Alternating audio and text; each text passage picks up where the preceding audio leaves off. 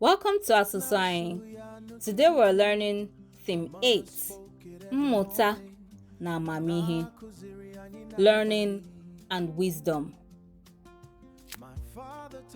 Nna m na-akọrọ anyị akụkọ n'okpuru ọnwa.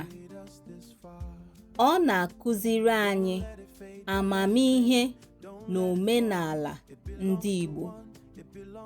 Mmụta abụghị naanị n'ụlọ akwụkwọ, ọ malitere n'ụlọ. My grandfather tells us stories under the moonlight. He teaches us the wisdom and traditions of the ancient people. Education is not only in school, it starts at home. Now let's learn the key words. Mmụta, amamihe, akụkọ, ọnwa, omenala, gboo, akwụkwọ, ịkụzi, ụlọ, nna. Our proverb for today. Ihe okenye nọ n'ọdụ hụ, nwata kwụrụ ọtọ, ọ gaghị ahụ ya.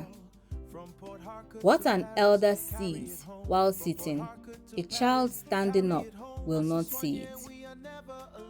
This is a classic Igbo testament to the superior perspective gained through age and experience. Asusu Anyi, our language, our legacy.